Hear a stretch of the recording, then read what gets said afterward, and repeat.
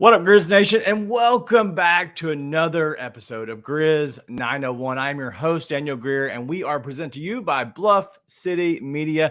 We have a fun show for you tonight. We're going to get into all of the things that are surrounding the playoffs. We're going to kind of explain a little bit of how they relate to the Grizzlies. We're going to somehow tie it in. We have no clue what we're going to do, but we are going to talk about the playoffs. We're going to go through every single matchup that there is, but also discuss how we're looking at them for the Grizzlies, what guys we might be looking at, but also how does it affect the Grizzlies when we are full strength next year? It's going to be a lot to talk about, but you know what? We got one guy. Let's go ahead and bring in my main man, Nate.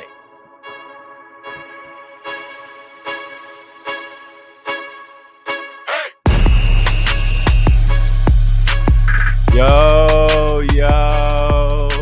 what up, man? Crazy Eye Bobby Portis is still in the game, so shout out to Bucks fans. That's better than last game. Baby. So he's still playing. He's like doubling his time at the moment. It's crazy. Mm-hmm. I get it. He turned from Crazy Eye Bobby Portis into Crazy Guy Bobby Portis. I like it. All right, so if you're here, thank you all for joining us. We're going to try to have a good time as always. It's going to be a fun night. We're going to look through a lot of what's happening. Listen, I have on one screen, if you can see it, here we go. I got a basketball game, and on my other screen, I have the Braves, the baseball game. And so Nate's got his little screens. Listen, I'm thankful to have two kids. They both have iPads. Santa is the best. And this is my two screens as we go throughout most of the nights. And then, hey. That's my second screen. Let the record show I had the hiccups before I poured a drink tonight, just to be very clear. Just want to be really clear about that. Well, I have a coughing issue. I've been under the weather, but you know what? I have a mute button when we need to go cough for sure. All right, let's go ahead and talk about the playoffs just in general. And this is something that we're going to call the hot topic. And right now we're going to talk about the hot topic that is the NBA playoffs.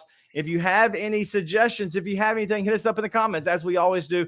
Listen, this isn't going to be as filled of an episode as a post-game show is. But we don't want to get out of practice. We don't want to leave out, a lot of our friends, the Grizz fan that it is. We don't want to leave it out completely. So, but if you have anything, hit us up in the comments. I'd love to be able to discuss maybe thoughts and that you're looking at. But we're going to go through mostly all the playoff games. We're going to go through the game that is live right now. That just started here recently. That's Pacers Bucks. So I know you were talking a little bit about Bobby Portis, that he is playing the game. But what about Bobby? Like, is there anything else with Bobby, but anything else with this series that interests you at all? Interest me? Interest you? No. Okay. No. Like, shout out to the Pacers taking care of business. Like, they have done what they should do given the scenario. It's not the series that you wanted it to be, though. I mean, without Giannis, I already said it on the first show after Dame absolutely spanked the Pacers. I think it was before game 2, our last show was. I came on here and I was like, I think the Pacers are better than this team without Giannis, right? It's just not the same team at all. And then obviously Dame goes down. I think I texted you as soon as it happened. I was like, dude, they're cooked. There's just no chance after that. They don't have the horses. So no, it's not interesting. I mean, I love Bobby Portis. That's about it. So yeah. There's no knock on the Pacers in that, right? They've done what they should do. Like we said, it's just the series is what it is. Yeah. And that's the biggest thing. Literally, the series is what it is. Like, it's been boring. Yeah. And the only thing that's been interesting at all has been the fact that we're looking at the Bucks and the Pacers game, and you're talking about two teams that literally we have the Bucks who have their two superstars injured. We have the Pacers team who is playing okay. Like, they've shown that they can play, but we know what they're running into the next series. Like, we know it. Like, they have zero chance in the next series. And so it's like you can see the writing on the wall, and you just feel like you're just not excited about it. But it is what it is. Let's talk about the game that just happened, man. Let's talk about what we should be talking about. First off, Tyrese Maxey. I mean, that is one of the most insane final minutes, clutch performance, shot making situations I've ever seen in my life. Yeah. That was insane. So it's crazy. But also, why doesn't either one of those teams want to close out the game? Philly blew game 2 in New York. New York tried to blow game 4 in Philly. Like they left like 18 different doors open, and the Sixers just couldn't walk through any of them. Then they do blow game 5, and the Sixers kind of tried to blow game 5 back in overtime. It's just like unbelievable. Yeah, I know. It's like your house on a Friday night in college. It was just awful late game execution. It's just been terrible. So, I mean, it's like, it's been an awesome series. Both teams have awesome players. Embiid is like beyond not right. You know, it's clearly something's unbelievably off with him. But neither team looks like they know how to close out a game. It's like, it's been brutal to watch. Well, as one Tiger B says, like Philly just put the smack down the Knicks tonight. And that's really, I'm not saying they put it down on them, but the fact is that you go into New York and win is big. The fans celebrating up 6 20 to go. And then Maxey, as you just talked about, like just completely showed out. Like, yeah, I got a question. And then this is no hate either way. And I feel dirty asking this question. I really It's not a good start. It's not a good start at all. Maxey or Bane? Oh, like I said, I feel dirty asking it, but they're both phenomenal. So no matter who you pick, you can argue either way. Yeah, I mean, I think being a Grizz fan pushes me over the top for Bane. I think if I wasn't a Grizz fan, though, probably Maxey. Remember when you got all up in me this past summer, pause, when I was talking about how I said I thought Maxey was probably better than Bane? And you and I think someone else were like laying into me about how ridiculous that was. It is ridiculous. It is such an honest conversation. It's like, it really is. Like, what Maxey has done has, I think, elevated him above Bane sort of as is. But I think if you put Bane on that Sixers team, could Bane be as impactful? Probably. But I still think Maxey probably is a better facilitator, better handles, kind of is able to get other guys into the offense better than Bane currently, which is probably what I would say is puts him just a step above. Okay. Bane's obviously gotten a lot better at facilitating, but Maxey can play like a true point guard at this point. Bane's still not that, you know? Yeah, so that's what I was going to point out. And I don't want to belabor the point too much, honestly, because they're both phenomenal, both great. I think if you put either one on either other team, not much of a drop off. I think their fit is the biggest thing. So riddle me this. I think you have to have the ball more in Maxey's hand as the point guard type. I don't think that fits as well in Memphis because I think he needs the ball more compared to, you have John on the team. Yeah. You're kind of fighting over the ball a little bit. I don't think the fit's there. I think both can excel in either way, either team. But I just think that the fit where they're at, they fit perfectly because Bane doesn't need the ball. He can dribble drive. He can also just be a guy who can just shoot the lights out. And I think that's the difference. So we'll see. Bane's more of an underrated defender too. Yeah. Hey, let's talk about two people real quick. Drew is in the comments. Shout out to the $2 Sports Show it's $2 Sports Show. Mitchell Robinson is on the trade block after that foul on Maxey. Whatever it takes. Push the agenda, Drew. Let's get it started. We got our guy Desert Squirrel in here, Hartenstein, just to start pushing all the agendas. Hartenstein and the Grizzlies still on the table. The Knicks blow this? Sure. I mean, I think it's on the table anyways. One of these guys is on the table. We just don't know which one yet. Well, the thing is, listen, Mitchell Robinson's under contract. Isaiah Hartenstein, not under contract. Agreed. One of them is going to be on the table. Something has to happen. They're not going to sign Isaiah Hartenstein to a very good contract that he probably wants if Mitchell Robinson's still on the team. You don't go after and go get both these guys and sign them to a decent sized deal. It doesn't happen. But anyway, all right, let's go ahead and move on to the next one. And this is the game that is happening right now as we speak. And that is the Magic and the Cavs. The Magic and the Cavs are 87-85 with roughly 7 minutes to go in the fourth quarter. The series is tied 2-2. And so this is a series that every home team has won. Any thoughts on this game? If this game goes Magic, I think our boy JB's in trouble. Wow. I think that's because the Magic are a super fun team, and they are like crazy good defensively. I don't think there's any reason they shouldn't be competing. The Cavs should win this series. Like the Cavs should win this series. They have the better overarching talent, and all the experience is on the Cavs side. Yeah, all of it. Yeah, so but they should win this series. Jarrett Allen's out of the game tonight, right? And so Yep. I think the Evan Mobley stuff that we've heard in the past. All right, Jaren's better than Evan Mobley, right? Yes. Sorry. Yeah. Not a conversation. Yes. Not a conversation anymore, which is phenomenal. Listen, pinkies up to that. I hate the whole like backwards like compliment or whatever. I love Evan Mobley. I think Evan Mobley can be really, really good. I think that he's had his growth stunt in a little bit because maybe Jarrett Allen's right there, maybe because there's really good guys on his team. And so he's developed a little bit slower. He hasn't had to been the guy. I still think that before this season, Evan Mobley and Jaren they're still pretty close. I think we saw an ascension out of Jaren this year with Team USA. He played very well at times, very bad at times. He was trying to work himself, trying to figure himself out in different ways. But also like this season with the Grizzlies, he looked like he can be a guy who can take the next step. And so, but yeah, Evan Mobley's still great, but still, double-double tonight, 11 rebounds, 10 points. I was about to say, take like the Jaren story should be indicative of how we view Mobley now, which is the book is far from written on Evan 100%. Mobley. And it's the Donovan Mitchell coming over there. I think as much as it helps the Cavs as a team, probably hurts what you were talking about Mobley's development.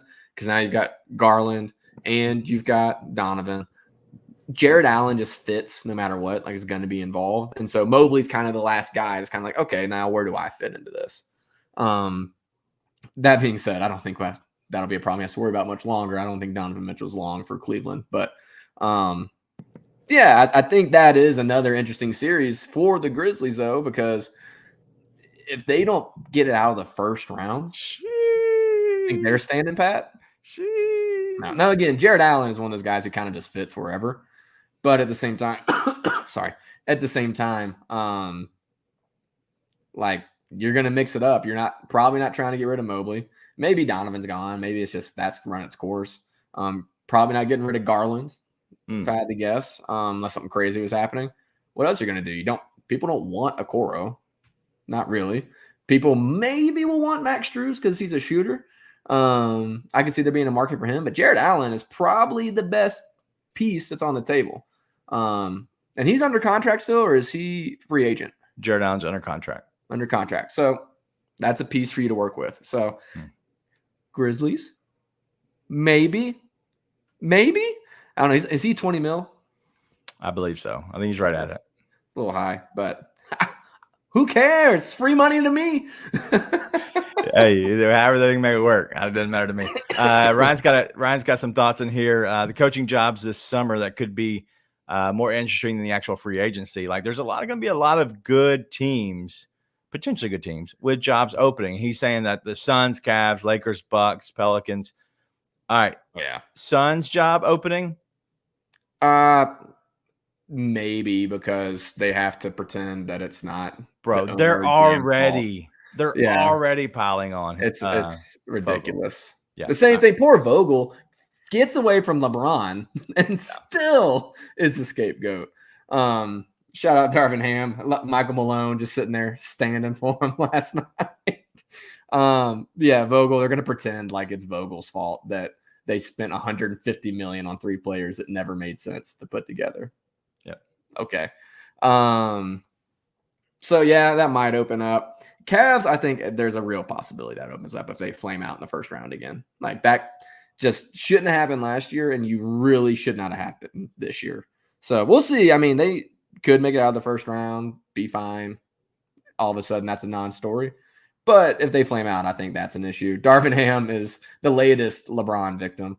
For all the people who want LeBron in Memphis, I don't know what you've been watching the past 5-10 years, but no thanks. And then Doc Rivers, I don't even know. Did he coach the Bucks this year? He tried. I'm not sure he did. I think he's just kind of there. So hold And on. yeah, really green with the Pelicans is tough So they're too. about to potentially fire a coach that they hired year one to hiring another guy midway through. I think they gave him a 3-year deal. I can't remember exactly how many years it was. That had to give him a decent amount of money.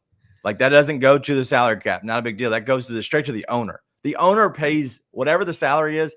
The owner pays. Like it comes out of his Yeah. pocket in the end. And Well, so you just get rid of him and go on and move another one. but Sheesh. look at all these outside of the Cavs. Every single one of these teams has the same problem, which is no point guard play. Yeah. Every single one of these teams that's listed right here has no point guard play. I was looking at it before. I was like, who's been eliminated? And I was like, Suns, Lakers, Pelicans. Let's assume Bucks are not going to make it. Yeah. I think you can assume that one for sure. Yeah, Especially like with both those guys hurt. No point guard play, man. For any of those teams. You got Dame, but like when it got to the playoffs, you had no point guard play left. Yeah. Really. And Dame's always been a scorer first. He's never been like the true point guard. I think the true point guard matters, man. I think it matters to all these teams. And you're seeing a lot of it come out with teams that can't get into their offense because they don't have a point guard, which is why we're lucky that our star player is a true point guard. True point guard. I love it. So, anyways, that's just something I've noticed with all these teams. Like, it's crazy how these teams can't get into an offense in the playoffs. Yeah. No doubt. All right, let's go ahead and keep it moving. We don't want to spend too much time, but listen, if you got anything, we'll be more than happy to talk through it and decide, if we can discuss a little bit more about it. But let's go ahead and talk about the Heat Celtics. This is going to be the last East matchup. We want to do those first because there's less interest in them, according to the Grizzlies side, because there is some, but there's not as much as there is in the West. And the West, they're mainly all over, right? Every West matchup is over except for the Mavs and the Clippers. Let's go ahead and talk about the Heat and the Celtics. Dude, this East just got a lot more interesting. Tatum rolled an ankle. Porzingis is out indefinitely. Yeah. That team is completely different animal with Porzingis. Yep. So all of a sudden, it's like whoever makes it out of that Knicks-Philadelphia matchup, the future looks a lot brighter, right? I mean, there's a chance the East opens up if Porzingis is out, right? And even if he comes back, he's not going to be fully healthy. It's not what you're going to be getting. From what it looked like, do we know if it's a calf strain? What was it? I don't know. I think it's. I know he said. I know what's his face. Woj said something about it. Whatever it looked like, if it was a calf, high risk of re-injury. Just saying, the East just got wide open. If that's the case, Celtics should still win their way through there, but you don't know. Maybe Tatum's ankle is limiting him. Like, what's a soleus strain? Soleus is a muscle that goes on the outside of your calf. I think it runs all the way up your calf to your hip. Pretty big muscle, I think, or maybe it's a bigger calf muscle. It's a calf muscle for sure. We got any doctors in here? Listen, I'm a dummy. I don't need to be talking about. I know soleus because I've pulled every muscle you can in the lower body, so that's the only reason I know it's definitely in your calf somewhere. But I was thinking the other one. Yeah, it's your calf. Anyways, high risk of re-injury if he's able to come back at all. I mean, Giannis isn't playing. Giannis had a calf strain for a while now. He's still not playing. So it's just really interesting. As far as that series go, I still think there's no way the Celtics don't close that out. But East in general, who knows?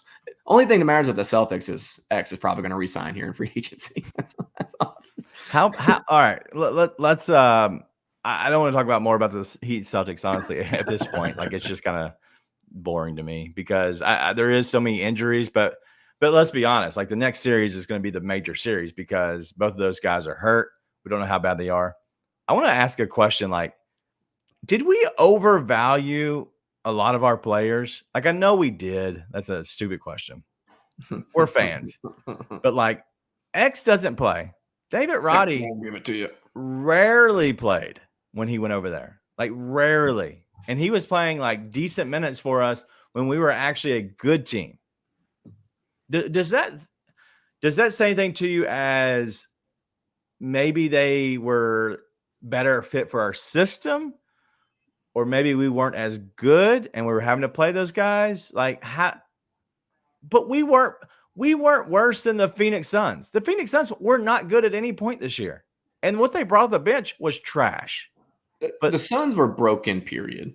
So they just didn't go with – they didn't try anything. Yeah, it's kind of like you have Bradley Beal and you have Devin Booker and you have Kevin Durant, and then you just put people in there as warm bodies outside of that. And they went with vets. That's what they did. That's why Josh Okogie got minutes before David Roddy. Right? They're running with vets. It's what Royce O'Neal. Royce O'Neal's not bad. No, but it's rather uninspiring. Right? Maybe not as uninspiring as if you have a contract like Tobias Harris, but uninspiring basketball. Yeah, for sure. But it's like they're just rolling with vets. It's what they were doing. It's what all these teams are doing, man. You have specialists, great role players, vets. Yeah. That's why I harp on the Grizzlies needing vets. Yeah. All right, let's keep rolling. Magic and Cavs. Magic are 95 to Cavs 97 with 3 minutes to go in the game. So it's tight. We're going to see about that one. So all right, let's go to before we leave the East, Magic and Cavs. Who wins the series? You can't wait till the game ends. Like it's tied. I know. Usually when we come back to you in like 10 minutes or something. I think Magic. I just can't scratch the feeling the Cavs aren't going to be able to close it out. It just feels like one of those where the Magic will close it out. I don't feel confident in either team to be able to close it out, but I think defensively the Magic have shown me something, so I'll go Magic. All right, I'm going to go Cavs. I think Cavs win tonight. I think Magic win Game 6. Come back, Cleveland grabs Game 7. I think home teams win every single game, and I think the reason is because there's a lot of young players on both sides. I think the home crowd does help, and I think that's where we're going to be at. So we'll go on both sides of it. But, yeah, I think it's a good series. I hope it goes 7. I really do. Same. Because next series, I don't know if it actually is going to matter. I don't even know who they would play. Who would they play? Pacers? Celtics, right? This is the 4-5? Yeah, you're right. Yeah, they go to Celtics. So it doesn't matter. I wouldn't say it doesn't matter because if Tatum's hurt, that's a big deal. Porzingis, yes, obviously a big deal, but not as big of a deal as Tatum. Tatum's really hurt. I don't think he is, but if Tatum's really hurt, or if he's hampered, then we'll have issues. All right, let's go to the West. That is the Mavs and the Clippers. Let's go through this a little bit. Best series so far. Love it. Other than we got to see the Lakers get sent home, so like that's pretty. Oh, it's a good series. But yeah, I think this one has been a bit more entertaining. So it's better. I think this Magic Cleveland has probably been the best series. Feels like a lot of like haymakers back and forth. I think Mavs Clippers has been more entertaining though. Right. And you never know what's going to happen. You just had no idea what's going to go on. Westbrook pulled, I think, like he was in another planet the game that they lost to the Mavs. I mean, I don't know what he was doing. I've never seen him lose control like that. Luka got under his skin, clearly. But then they come back, go up by 31, and then the Mavs crawl all the way back and then somehow blow it anyways. It's a fun series. It's a huge entertainment factor. Absolutely. Anything from the fact that the 2 games the Clippers have won, Kawhi Leonard has not played. Yeah, he's not right. So he's worse playing than he actually, I guess, helps them, or is it their team just one less superstar, the ball to stick with, that helps them, it helps to flow the offense? Yeah, I mean, if you have Kawhi out there, he has to have the ball. Like, you have to give him the ball. Also, defensively, that's where he hangs his hat. If you've got a lower body injury that is messing with you that much, you can't do either one of those things very well. And then they can't get into a full team offense. They can't let everything flow like it needs to. Defensively, it breaks down because one of your best defenders, one of the best defenders in the world, all of a sudden can't defend because he's hurt. Yeah, it just doesn't work. It just doesn't work. So, yeah, I mean, good on them for getting him out of there. All right. Prediction on this, and then I got a question for this Bucks Pacers game. But prediction on the series: who wins? Mavs, Clippers. Just tied 2-2. I got to go Mavs because James Harden plays for one of the teams who has played very well. let me add, I'll acknowledge that. But James Harden plays for one team and Luka Doncic plays for the other. So I'm gonna go Mavs. And they have not. I still am not convinced they figured out the Kyrie with Luka thing.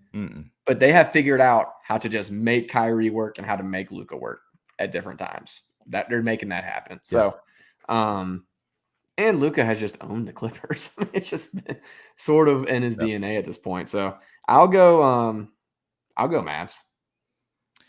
I'm big on the Mavs too. I think the Mavs can win this game. I think that they are the better team. I don't think they played up to their best. Like, they haven't had their best game yet. And I do believe that you could argue that the Clippers have had their best game. I think that they have played well. They played a little bit over their head. I think that we're going to come back and look at a Mavs team that finally shows up. We'll see. I think Game 5 is going to say a lot about this series, and I wouldn't doubt if it goes 5-6 for the Mavs. And it's a little 4-2 game. Question about the game that we're watching right now, the Pacers and the Bucks. If I had to say, one person just got into a shoving match. Crazy guy, Bobby Portis. No, it was not him, but there's somebody Brook else Lopez. crazy. Somebody else crazy on this team. It wasn't Brook Lopez? You might have forgotten he's on the team. Oh, Pat Bev.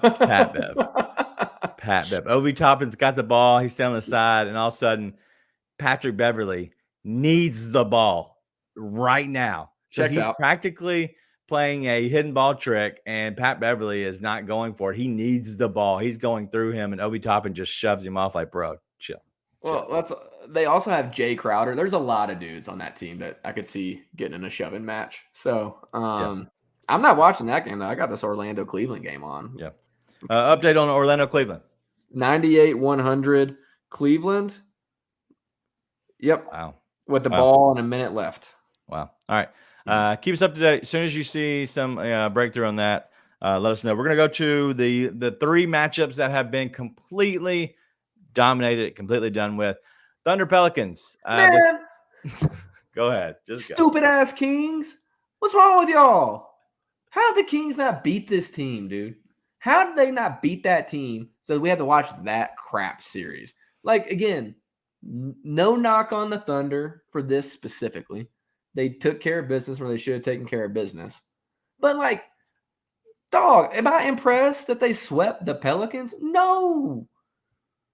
What were they doing? The Pelicans, I'm like, Brandon Ingram looks like he's out in FIBA again. CJ McCollum has never been an actual point guard. Like, without Zion, that series was never going to be a series. Oh, it was gross. And I'm like, the Kings would have made it such a better series. The Kings could have beat the Thunder, maybe. Yeah. Like, the Thunder are better, but could they have given them a fight, possibly beat them? Yeah. Instead, we had to watch that. Yeah. Because we missed two players. I'm mad at the Kings. I'm mad at the Kings about it. Like the beam. The beam should just be banished for making us watch that series. Speaking of, okay, let's tie in the Grizzlies. Banish the beam. The beam was very good last year, right? One of the best teams in the league. This year took a step back. A lot of people predicted that. I did not see that they would take as big of a step back as they took. Yeah. What's next for the Kings? Because obviously they lost to the Pelicans without Zion, and they honestly didn't even make the playoffs. They lost in the play-in. But what says you about that? Because we're talking about pretty much the exact same team. It's Sabonis, it's Fox. Malik Monk did get hurt, and so I don't want to take away too much from him. But you have a lot of the same guys, Harrison Barnes, like, Kevin Huerter, who was hurt as well. So there are key guys, but it wasn't their main guys. And that's what I always take back. As long as it's not your main two or three, then you should be able to win tough games here and there. Not consistently, but you should be able to win enough tough games. What say you about the Kings for the future? I don't think they're a bunch of big moves away. I think they need to get a little bit bigger, brawnier, probably. Brawnier. Yes. Well, because when you think bigger, they've already got some big wings, right? They got Trey Lyles. They've got Keegan Murray. They've got some bigger wings, but they don't have any true bruisers, right? They don't lose the rebounding battle, though, because Sabonis is so awesome. But if I was them, I wouldn't do anything crazy. I'd probably try and come off of like a Huerter or something. Or Monk's a free agent, so actually maybe you want to keep Herter because you need the shooting. But I don't think they're anything crazy away. I think everybody that called the drop off, they had some really poorly timed injuries. Yeah. I didn't feel like when I watched the Kings, they were significantly worse than they were last year. I thought that they did have some injuries to key players, in all seriousness. But same thing when you come off of Fox, the point guard play is not really there, right? It's like when you go to the bench, there's a huge deficit there, which is going to be the case for a lot of teams when it comes to point guard play. But I think you augment a little bit. Other than that, they can kind of run it back. I think they have a really good core in Sacramento, to be honest. Yeah. I think they are just kind of a good regular season team when it comes down to it.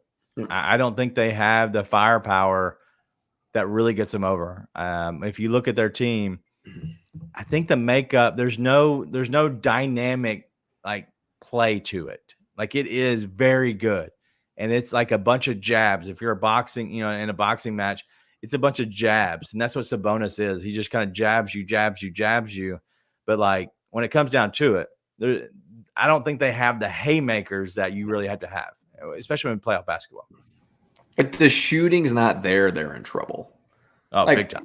Like Fox won Clutch Player of the Year last year for a reason. Like they have the guy when it gets down into it, and they have two guys that are both all-star caliber players that they can count on, right? So I think that they have firepower. It's just one of those same things. Like very few teams have been able to historically win with their jump shots. Yeah. Right. It's been like the Warriors. And that's it. Right. So outside of that, what are you going to do if the shots aren't falling? They don't really have an answer for that. But when the shots are falling, they'll beat anybody.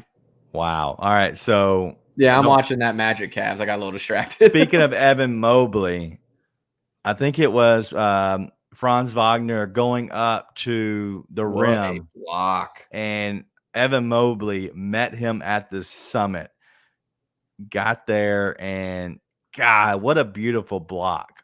Like he was chased down. It was a kind of a double team in a sense where he got over a pick by Max Strus, and then Evan Mobley, he went by Evan Mobley, caught up to him and was able to pretty much right when he releases the ball off, like to go off of the backboard, Evan Mobley is at least a foot above the rim. It looked like he was way up there, and his hands just looked ginormous and just blocks it. It was unreal timing. It was awkward, like off the wrong foot too. Yes. Great timing on that block. Yep. It was great. All right. You're freezing again, which is awesome. I love that. I love that for you. Let's go to the next matchup. So we think that the Thunder plays we think the Thunder plays the Mavs, right? Is that what you're guessing? Would you pick the Mavs or the Clippers over the Thunder in the next series? See, this is weird because I would say Clippers for sure. And I think yes to Mavs. But it's a different kind of matchup. I think that the Mavs have a bunch of grown-ass men that will bully the Thunder, right? Outside of Lou Dort, who cannot be bullied by anyone on the face of the planet. But the Mavs have Luka. They definitely have some bigger, stronger, more experienced dudes. But it's not the same. Like everybody on the Clippers has been around the block. Paul George, Russell Westbrook, James Harden, Kawhi if he's playing, Zubac, Norman Powell. Really, Terrence Mann's the only one I can think of that I would say hasn't. And whereas dog though he is, but it's the same thing. The entire team is like that. Whereas Mavs, I can easily look at a guy and see him being a weak link on a given night. Clippers is harder for me to see that. You know what I mean? I got you. I like it. I think that I really do think the Mavs could take it over the Thunder. I just don't. I don't know what the Thunder will be able to do. I think that I don't think Chet has been a big issue in any of these series because it's really going to be SGA or bust for them personally. But But Williams has been good. Whatever his name is. Yeah. Bringing it back to the stupid ass Kings, we don't know what the Thunder are because that series barely. I mean, I don't want to same thing. I'm truly not trying to knock the Thunder here, but that series barely counts. The Pelicans the only team that's looked more dysfunctional than the Pelicans so far has been the Suns. That's it. So it's I don't really know what to think about the Thunder in their first postseason series. Great job. Kudos. You took care of the job in front of you, got the sweep, but I'm against who? Yeah. The Pels without Zion, it's uninspiring. Well, that's what I'm curious about is if it's more about the Pelicans than it is the actual Thunder, but we're going to find out for sure. All right, let's go to the next matchup, and that's the Lakers and the Nuggets. Obviously, we see it was a gentleman's sweep. The Lakers were in a lot of the games. If I had to ask you the question, hand to heart, is that more about the Nuggets disinterested? Or is it about the Lakers actually being really good and just kind of gave it to the Nuggets? The Lakers, I thought, played well. I did. Okay. So, obviously, they didn't have their usual game plan advantage, which is free throws at their disposal. But they did genuinely play pretty well. I think that there's a lot of people mad on the Lakers fan side of things, and I'm really you don't really have much to be mad at. I thought they gave their best shot pretty much every game that series, which is why they were up at half, why they were up double digits every game. That's why that happened. You just went up against a team that is much better than you, and I do think that the Nuggets looked disinterested and almost like they were trying things. That was probably the worst we've seen the Nuggets in the past 2 years, in my opinion. During that series, which is crazy because they gentlemen swept the Lakers doing that. But that being said, you're just at a deficit as the Lakers. You just don't have what the Nuggets have. You're just not as good. And so I thought they played well. There's truly, and I mean, I'll take every shot I possibly can at the Lakers. There's really nothing, in my opinion, to be ashamed of other than the typical things you should be ashamed of, just general Lakersdom. But I thought they played well. The Nuggets did look disinterested. And let me tell you something. I do think, asterisk, you're going to see a much more engaged, locked-in Nuggets team from here on out. I can't imagine you don't see a switch flip with them. All that to say, if they don't flip the switch, Minnesota's sending them home. That's happening if they don't flip the switch. Minnesota has looked hands down like the best team in the playoffs so far. Wow. Okay. Now, maybe it's because they played the gross-ass Suns who have no point guard play and look terrible other than one game where they actually made shots. Yeah.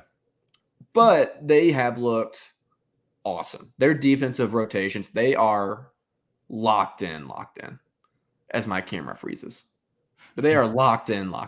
And so, and they have the build of a team that can compete with anybody. They are a diverse team. And so, I do think the Nuggets lock in. I do think the Nuggets win the series. But if they don't lock in, Minnesota is going to win that series because Ant is on the rise and he's not slowing down. I like it. No, Ant has been absolutely crazy good. And he has the killer mentality right now. Right now, he's talking about being the killer instead of being the person who's being hunted. He is going to be the hunter right now. I love everything about Ant. We love everything about Ant. How much does it say that we love in Memphis Ant so much? I think Ant from Memphis, from the 901. Ant is your cousin, right? That you fully embrace. He's that's my guy. I'm gonna ride for him. Listen, he's over there doing his own thing, whatever. We don't talk much, but that's my family. And then you have your brother on his same team, in Mike Conley. That is family. We speak all the time. We have blood. We've cried together. But then they hang out with these other two dudes that normally then you got the in-law. normally we wouldn't talk to. We would never talk to them. But because our cousin and our brother, they might like them, we put up with them. That is literally how this is going to be. Like, this is exactly what this Timberwolves team is. Like, they are those dudes. And I can't stand Cat and Gobert, but man. Honestly, I don't have as much disdain for Gobert as I used to. And to his credit, he has shown me more defensively this year than he has in years past. Like, as far as the defensive player of the year stuff goes, people want Wemby. I get that. But I think this is probably the most deserving he's ever been of an actual defensive player of the year. Is it because they're good? Well, because they're good, but also because he actually defends outside the paint. Like, he will switch on the guys on the perimeter this year. And listen, like, we have not been afraid to speak our minds on dudes on this show, but we also make a point of giving credit where credit's due. And credit to Gobert. I don't have to love him, but I've seen him get on the perimeter and switch and not just go into drop coverage. And like I said, I appreciate it. Cat, I finally was able to kind of like, I think, nail down what it is we hate so much. All right. About Cat. You know how it's like Mike Conley, you know, that's the kind of guy that we fell in love with as Memphis basketball fans. Right. Like, dude, he is going to steady the ship. He's going to keep it here. Like, no matter where the waves are going, Mike's going to make sure that ship gets through the storm. Like the conductor, right? Karl Anthony Towns is the Kroger bag that got loose in the middle of the storm, and you always know exactly which way the wind's blowing. Like, it does not matter. Like, I can look at Karl Anthony Towns' face, and I know exactly if things are going good or going bad for him. Not for the team, by the way, for Karl Anthony Towns. Like, that dude is going to give you every theatric. The dude could star in Wicked. I swear. He's out there just doing pure theater on the court when anything happens. He is going to be the guy that if they're losing or he's playing bad, or if they're winning but he just got a foul, you're going to know just by looking at his face. You don't have to watch the play. Just look at the man's eyes. You can see what just happened. And he's going to hold it. If they're ahead, if they're losing, it's he's just sitting there pouting, walking back. And we hate that. Right. We can't stand it. And so Mike Conley, the captain of the ship, the rudder, he's getting you through the storm. Karl Anthony Towns is wherever the wind's blowing in the storm. And maybe the guy that's steering the ship is able to get him landed back safely onto the boat. But it's not because of what the paper bag decided to do. There we go. Cat is the paper bag. Listen, plastic bag. Let's give him a plastic bag. Whatever, something like. Yeah, and he's killing sea turtles. He is killing sea turtles. He's probably got some kind of what are those things that you back in the day you're supposed to cut so the ducks didn't get their beaks caught in them. They'll always be around the cans. Ties? Oh, I know what you're talking about. Yeah, the little clear thing. That was always the thing is like cut them before you throw it in the trash so they don't get in the wherever and the ducks get their beaks caught in. Dude, that is the dumbest thing I've ever heard now. And it's probably because of they saw one duck near one time, and that was forever the thing. But yeah. Don't care about the ducks? No. The mighty ducks? Listen, I think Cat is an incredible guy. And in the fact that Anthony Edwards has spoken so highly of him, and I don't know if we all missed the actual, conversation with, Anthony Edwards after talking to Cat. He was like, just stop effing fouling so much. Just stop effing fouling. Like, he was pretty much mainly explaining to him, you're more valuable on the court than if you gave up that extra, point. Like, that is what we've said the entire time to Jaren Jackson Jr. The exact same thing. Yeah. Just stop effing fouling. And I think he's learning his lesson. And I think sometimes it comes with age, a little maturity, but basketball IQ. Like, hey, I'm actually important to this team. And I think that goes a long way. But shout out to Ant, shout out to the conductor himself, Mike Conley. Gobert and Cat have played well. And so shout out to those guys for sure. But also Chris Finch, he just obviously had one of the craziest spills I've ever seen where Mike's like getting bumped off, and then the coach is there, so Mike grabs him, tries to hold him up, and I thought it was his left knee because that's kind of what it looked like. It banged with Mike Conley. Like I thought, oh my God, Mike Conley just hit him to where his knee buckled and it tore his ACL, whatever.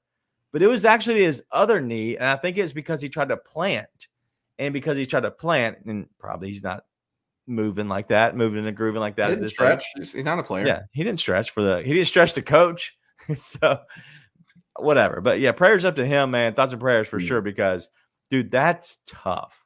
That's brutal. But now, like back in the day, we saw that the NCAA game, the men's basketball, where the coach was coaching on the sideline in a chair, but also he got his little scooter with him. He was kind of coaching on that thing. I'm curious what we see, because he's gonna be. There's no way he's going to sit on the sideline after just having surgery, because I believe that they're going to try to do the surgery pretty quickly in between now and the next series. So he's going to have to do that. He's going to have to recover. Does that hurt them as a team? Because, dude, he's going through a major surgery. Yeah. Potentially painkillers, right? Potentially pain, rest, ice, all that kind of good stuff. Like he's still actually having to keep his mental game strong as ever going against the Nuggets here. That's going to be crazy. The pressure that has to be on Chris Finch. Well, I don't know if it's pressure. I mean, I imagine he'll probably try and get out there and coach. I'm not sure he should. I mean, honestly, like trying to recover after major surgery and then probably being on some painkillers. I mean, mentally, I don't know how you're there, honestly, but he'll probably try and give it a go. I'm not saying he necessarily should or shouldn't, but it's such a weird, super impactful thing to happen. It's like crazy, right? I mean, it's just you would never expect that to happen, and it could have a major impact on the series. So, yeah. Well, we'll see. We saw last time that his assistant coach stepped up and was like, he goes, I don't want to talk and just say like the normal things that you would say, like, hey, whenever one guy steps down, the other guy steps up.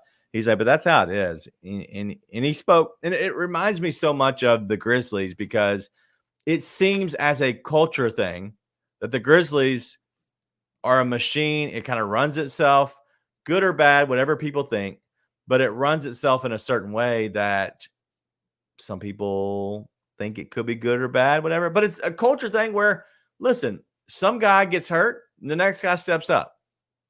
And that's kind of how this whole thing's been built. And so I'm curious of how it all ends up going, because I do believe that they are set to spoil the Nuggets. If anybody could, I think it could be the Timberwolves. If not, the Nuggets can take out Mavs or Thunder. Would you agree? Yeah. Or Clippers. Yeah, exactly. Mavs, Clippers, Thunder. Timberwolves. Would you take Timberwolves over Thunder, Mavs, and Clippers? I would take them over the Thunder for sure. I think I would take them over the Mavs and the Clippers. They have looked, like I said, head and shoulders more impressive. Again, it could be because of their opponent, but I think it's the opposite of the Thunder's Pelicans. I thought Thunder Pelicans was a lot more about the Pelicans than it was the Thunder. I thought Wolves Suns was a lot more about the Wolves than it was about the Suns. So we'll see. Yeah, I like it. Listen, if you had to go ahead and give this a prediction, Timberwolves or Nuggets, and then how many games? Shoot. I would say Nuggies in 6. I think they would. I think they'd win the last one in Minnesota. We're not Minnesota now. We're in Minnesota now. All right, listen. He might be a great dude. Seriously, he might be an awesome dude. I just hate watching him play basketball. I don't even hate watching him play basketball. I hate watching him do the things he does in between basketball plays. That's really all it is. Hate it. No, I agree.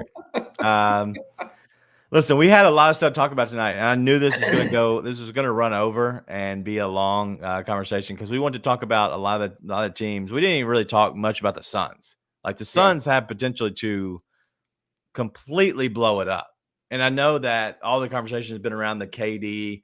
Should KD, should the Grizzlies go after KD if KD's available? If I had to ask you, and you had to give me a simple answer, I don't need like. If you only had to give up Marcus Smart, Luke Kennard, G.G. Jackson, and then fillers, G.G. Jackson, Marcus Smart, Luke Kennard, and fillers, you have to assume it has to be 3, maybe 4 first-round picks. As Jack moved, Johnny says, I'm out on 36-year-old KD. Would you do that? And why would you not if you didn't want to do it? No, because GG. And it's not because I've seen a lot of that. We have KD at home. We have Paul George at home type stuff, right? I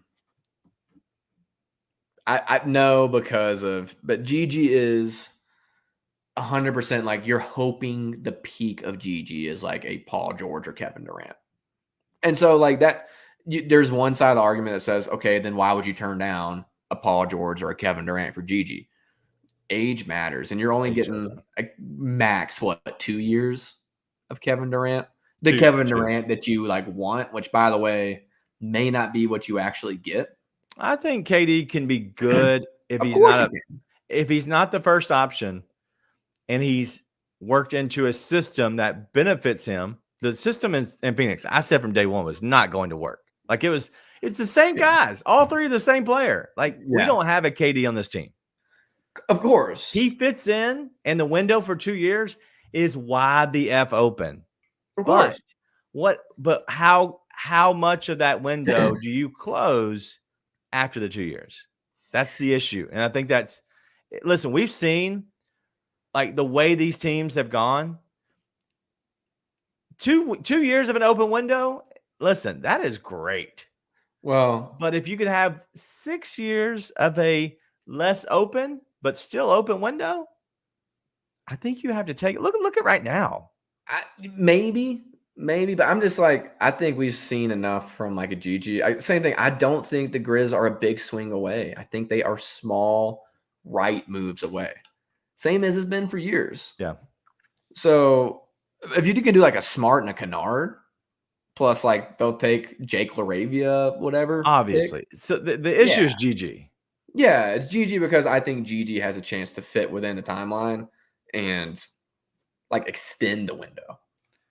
Like not only do you also be short in the window with KD, I think there's a better than good chance GG helps extend the window for the Grizzlies. Like GG is that level of talent.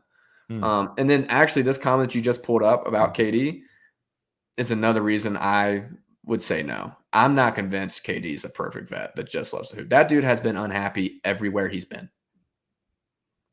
Yeah. Everywhere he's been. It's the same thing like with LeBron. Of course, LeBron James makes your team better. No one's going to argue that from a basketball standpoint. Yeah. It's the sideshow and the franchise being held hostage and the way like what kind of position do you think the Lakers are in when LeBron James is gone? The same position the Cavs were in until they were able to really flip things around and like completely rebuild. Like, I don't want that. And I'm not convinced KD is just like a happy, wants to hoop. Like, what's to say he's going to be happy in Memphis? He hasn't been happy in Brooklyn. Yeah. He wasn't happy in the Bay Area. He's not happy in Phoenix. I got bad news, man. There's no nightlife or sun in Memphis that can compete with any other place he's been. Or pretty water. It's just hooping here, man. Listen, I love my Tennessee ladies, but those cities probably got that beat too. Like, what do you want? Like, what is in Memphis is going to keep KD happy? That winning. That's it. What do you think? Basketball? That's the only thing that can happen anywhere else. That's it. But that's the thing is like I'm not convinced he is the perfect vet to come through to. You know. my thing is, and this is me to a T. Like, I'm down with making moves. I'm down with going after whatever players. But my issue, I play everything safe. Like, I am very much, I will go at something that I believe in. I will fight for it. I will be your bulldog, your pit bull. Like, I promise you, that is my mentality. I am that dude. But I play it safe to the fact of I have to know if I'm going to fight, what the direction is and what's going to come from this. The only thing I know is that KD is really good at basketball. I know that if we don't have to give up a guy like GG Jackson, our window is wide the F open for 2 years, right? Yes. The problem is, why would Phoenix do that? That doesn't make sense. They can get 4 picks from anybody. They can get 2 guys that are on 1 or 2 year deals from anybody. Why would they do that with Memphis? It doesn't make sense. That means that they would have to have GG. But at that point, at what cost, just like if you get LeBron, at what cost does that to get a player like that? You've talked about where he's been every time. Let's talk about, like you said, LeBron. Cavs, garbage. Then they had to go ahead and be in the cellar for many years. I would probably trade in 6 years of potentially having the window open, potentially being able to be a championship team, then 2 years of knowing that we were a championship team. Because realistically, you're only 1 injury away. You're 1 injury away no matter what. So if you have 6 years, I just need one of those years to not be injury riddled, maybe 2, and I like my odds better. That's where I land, and I love KD. If we get him, I wouldn't send GG. That's just me. And if that's the call, I don't even think GG is that amazing. I just know that GG is cheap, really cheap for you. And I think you can spend your money elsewhere. Well, and I think that's where it comes down to for me. I also think GG's going to be amazing. I think if he taps into that talent, it's there. Yeah. It's there. 100%. Also, give me a center with that money and then a couple of vets. I'd rather have that, if I'm being honest with you. That's it. That's what all I want. If I could give you 2 different scenarios, and this is off the dome, okay? But if I gave you 2 different scenarios and it was KD and you have to send out GG, okay, right? And Smart and Luke, right? But everything else works. Nobody else is gone, but you do have KD and you're going to be really good. You can have that, or you can make a move with one of those guys and maybe send out Smart, send out Luke, whatever. Bring back a guy like, Isaiah Hartenstein in a sign and trade deal potentially, or you just sign him free agent wise, and you go get maybe another guy like the ideal of Bobby Portis, right? Or another guy who is a crafty vet. I'm trying to think of somebody that would be easy that you add in. Bojangles. Yeah, you go get like a Bojangles, somebody cheaper, somebody towards the tail end of their career, but somebody cheaper, not Bojangles because he's not cheap. Neither one of the Bojangles are cheap. But like, I think I would take the fillers to give your 8 better than the others, because if not, I think you're hamstrung at that point. Your top 8, if you can just fill out that center spot, is pretty killer, right? Yeah. You got Ja, Bane, Vince, Jaren, and then that's why I'm assuming we have to trade Smart, right? I'm assuming that's probably the piece we have to get off of. So I'm gonna say Ja, Bane, Vince, Jaren, center, Gigi, Luke, Brandon. That's your top 8, most likely. Yeah. Then throw in Asante, throw in a D Rose, throw in whoever, but then you augment with a couple of vets instead of Jake LaRavia, instead of whatever. All of a sudden, you're in a great place, right? Yeah. And that Portis contract. Listen, I'm always keeping tabs on Bobby Portis. That's happening. So I've looked at his contract, not in a long time, but not in the craziest amount of time. My light decided it was I going was about to off, say, so we're doing this. did you time out at an hour? No, yeah, it was like, hey man, I am tired. Bruh, And just I'm decided to getting turn hot it over on. here. So he's 4 years, 48, so basically 12 million a year. Boom. Make it happen. Yeah. I'm gonna turn this light back on now. All right, so let's go back to Allen real quick, because I think Allen's exactly where we are. Okay, he would love to have KD. I would love to have KD too, but he's saying that, listen, I'm not going to give up GG for a guy that's going to be 36, next year off of an Achilles. Like, he's only a year removed from the Achilles. Smart and Kennard, bro, you can send them out for anybody that is a decent player. And you could sell me 100%. I think Luke helps your team. I think he is a specialist. I think if you can afford, just like I've always said, he's a luxury item. If you can afford to have a luxury item like Kennard, fine. Smart does not fit our team. I think Smart is a great player. I think he is phenomenal. If you have somebody with size next to Ja, it doesn't work for me. And I've said that from day one. I wouldn't be shocked if we get to the start of this game one and we don't have Marcus Smart on the team. But if he is on the team, it's not bad. He can be traded throughout the season. That wouldn't be a thing either. But I think that they could maybe just say, hey, let's roll the ball out. Let's see how good we are. And then, you know what? Then we'll make a suggestion. But we'll see. Also, John Morant's getting paid. Jaren Jackson's getting paid. That's true too. Desmond Bane's getting paid. That's also true. You're pretty much going to have to pay a center. Not sure how good the camera is at this point, but those would be Kevin Durant's numbers. 50? 53. 53. 49, then 53. Crazy. Yeah, dude. You saw what just happened with that Suns roster? I don't necessarily need that happening here. Well, the only way you can, all right, so let's say you gave the Suns GG and Vince Williams on that team. They look a lot better, right? And that's the difference is you struck gold with two guys in Vince Williams and GG who have exceptional contracts. That's why you can make a swing. Because listen, we have Bane, Ja, and Jaren locked up.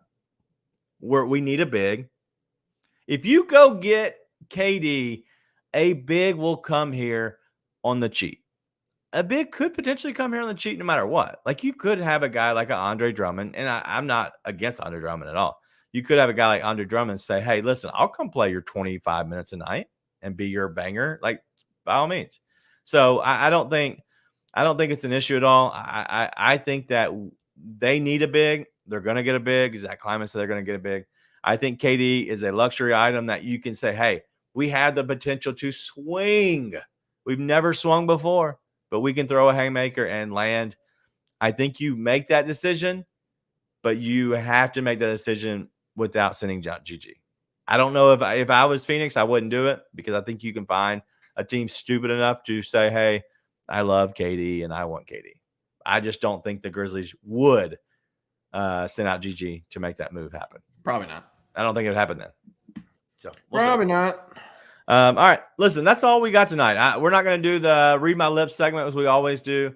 I love it, and I think it's going to be a new thing for us. But we spent so much time on this, but also we want to spend time on talking through all these things. And the KD thing is the hot topic, as we say right now. So we're going to have you paint your fingernails for next week. But listen, Caleb Williams. We do have some exceptional and incredible sponsors to the show. Street Cars of Memphis at regular maintenance to your car, plus all the modifications, speakers, lights, lifts, and wheels. They can modify them all. Go ahead and use the code Grizz101. Receive $55 oil change. But if you want full synthetic, $65. Oil change at cost. Huge savings taking place down at Street Cars of Memphis. Check them out online at 901scm.com or call 901-323-3332. to schedule your oil change, maintenance, or customization service today. All right. The other two, I thought you might have one. I thought you might actually. Fuse. I was waiting for that. King of the transition. All right, so Pews, amazing. Listen, I brag about Pews probably the most because I see them every day. I look around my neighborhood, and I'm not saying that I have the best yard on the street because there are some nice yards.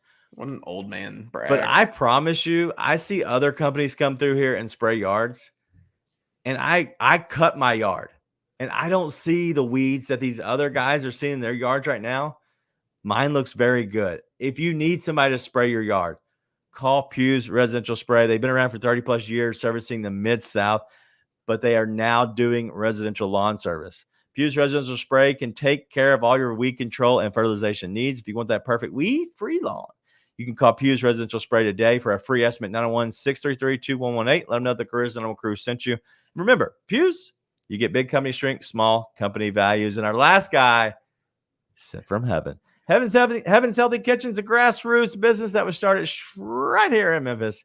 Chef Smith, Memphian, through and through, promotes healthy eating and wellness. But if you're looking to cook at home, go ahead and get the cookbook. Chef Smith does a great job with his cookbook. Make sure you go check it out.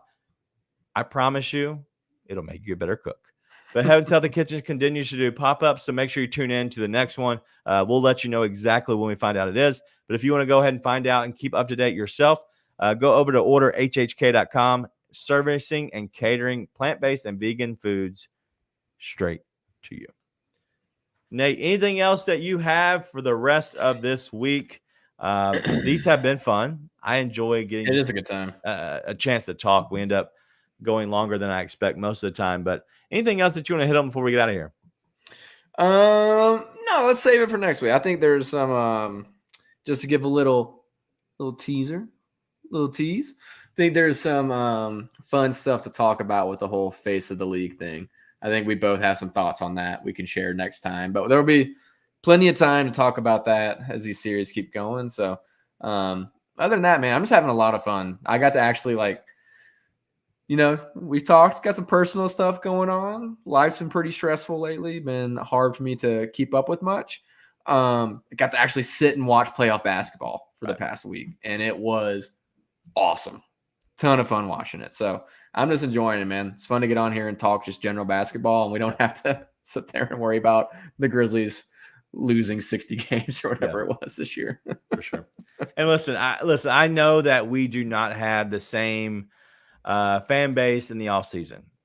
I do not listen to any basketball podcast right now. Like zero. So I listen, if you come in, stop, sometimes hang out for 15 minutes and you don't listen to another minute, by all means, thank you. If you come in and listen to a minute, you listen to the whole entire show. If you come in live, thank you. But we're going to be here because me and Nate are honestly enjoy each other's company. We enjoy hanging out with you. We're always going to make sure that we do this on Tuesday nights throughout the Grizzlies, the Summer League. And so you're going to have us here every Tuesday night at 9:01 coming to you live just to make sure that we have a chance to talk a little bit of basketball, talk a little bit about what's happening. We're going to make sure we have some draft people on. So as soon as Mother's Day hits, go to Pew's, get your flowers. But make sure after that you tune in. We're going to have some draft coverage, and that might actually get some people tuning in. We'll have some draft people talking about it. Probably not Nate as much, right? Because he is a draft expert, draft dummy. But then we're going to have some look aheads to the guys that we actually drafted. And so there's going to be a lot of fun things that we're going to talk about right now. It's a lull. We didn't expect to be here either at this point of the season, to be honest. But it has been fun. We want to make sure that we're doing as much as we can for you all. So make sure you keep tuning in if you can live. If not, check us out. Listen, don't forget, we are audio. You can catch us anywhere: Spotify, Apple, Amazon, wherever you can listen audio. We'll be there. If you want to watch the video, you can find it at YouTube, but also you can find it on Spotify. If you like to watch the video as well, we always upload the video to Spotify. So that's it. It's been fun. It's been good. It's been over an hour, so that means it's time to go. You can catch me in the morning. I'll be at 9 o'clock Central. I'll be on Driving the Line. I'm having so much fun. Y'all are crushing it too. If you're a bettor, do me a favor. Not if you're a bettor, if you're a winner. If you're a winner. If you like to win money, watch the show. These guys cash. I'm stuck in freaking Utah, so I can't even make any of the plays. But these guys stay making money, man. That's wild. I appreciate that. I literally just got called out right now on my phone by Coach. Coach is if you don't know Coach is formerly WWE, ESPN, CBS, all the big brands, calling me out.